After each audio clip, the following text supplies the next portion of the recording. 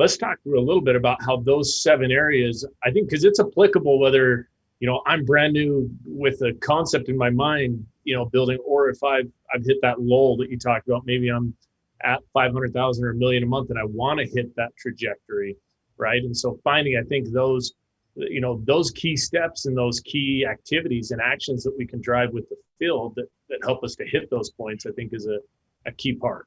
Absolutely.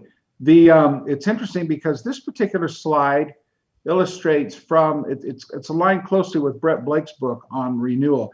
He looks at when a company's in a downturn, what's the impact on cash and how do they revitalize? And he and I worked together jointly on this project. And from it has really come the opportunity to understand the power of understanding these phases of business and the foundation of the inflection points. When Alex, of course, reminds me that the beginning of the business in the launch stage is the flywheel concept. A lot of work to build that momentum. And then that momentum starts to carry through, and then you start spinning the flywheel again up here when you get into the growth by promotion. And what's helped you to get to this point will almost never take you to that next level. And this is what drew us into what is it that companies have done over the years to address these inflection points where they either decline or panic and dive, because every one of them can be addressed with the right early warning signals, the right practices. And I will tell you what I was referring to on the systems. Here are some early warning signals. I'm going to put these up so that our viewers can at least capture this. It's again from our workshop on this, where we go in much more detail. We took a look at a case study where Melaleuca had a 3-year runway and they solved an internal problem that was right in front of them. They discovered that there was something that they could have and should have been doing. And just with these tweaks, it threw open their growth. And this was what took the period where they went to roughly 250 million in annual revenues, which was just the beginning then of their steady growth to $1 billion and beyond. Interesting. So what was that item there? If you're comfortable sharing, what was it that they found, and that light bulb moment that tweak then impacted? Of course. And this is what amazes me, is that you need not look out beyond your own company. For them, it was that simple pathway where you transition from a basic builder at Melaleuca, which in their plan required that I develop a network of 8 active customers, and that opens up my ability to be paid on 7 levels. That's my reward for bringing in 8 active customers. That's pretty doable. Most people would do a minimum of 8. 10 is a good number because that gives you a little cushion. They come in on an auto ship, and that the benefit of the auto ship is you get the best price as a customer. Who doesn't want that?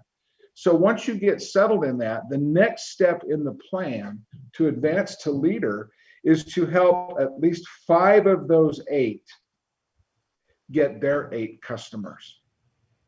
And that became overwhelming, and it was a stall out point because it was like eating that proverbial elephant. Where do I begin? Interesting. We broke it down into bite-sized chunks. We added a incrementally increasing incentive of cash to get your first person converted to their 5 and learn how to do that. And then the ones that followed were quite a bit easier and more lucrative. And just unplugging that log jam opened up from that point forward, that part of their system took off and continued on to nearly $3 billion in revenues. Of course, there are other innovations along the way, but that's exactly what that was. McKinley. No, and I love that part, where, you talked about a couple of things there. First, the solution can be found within, right? But then focusing on these simple things, some of our clients, they call them striking distance, or they call them those things that are, just right in front, where it can be a simple tweak. I remember back in the day, I was working closely with the leader at Marinda, at Tahisha, and they talked about how they focused on creating Jades. And Jades was that point where it was someone who was making a few $100s a month. And if they could break Jades over and over and over, then it created this massive growth within the organization and the company. And so I think it's finding those key things. A lot of times it can be one simple tweak, right? That, like you mentioned, that then impacts that hockey stick growth and that growth momentum? There are several significant constants. In fact, I'll show you what those are. There's the cultural constant, certain things that they do with their culture, regardless of the stage that they're in, it's part of who they are. They led with a customer philosophy 35 years ago when it wasn't really a focus of the curve, right? They still do it. In Yeah. fact, how they do that, McKinley, and to all of our listeners, is that every person who enrolls at Melaleuca, in order to buy product, you have to enroll as a customer. You have a customer account, so you can buy directly. Even if you have an intention to be a representative, you can only buy product through your customer account. So the philosophy finds its way through the mechanics of construction. The comment I made about the reason I was even hired, to keep our customers happy and our distributors happy. Fiscal responsibility was a cultural constant at Melaleuca.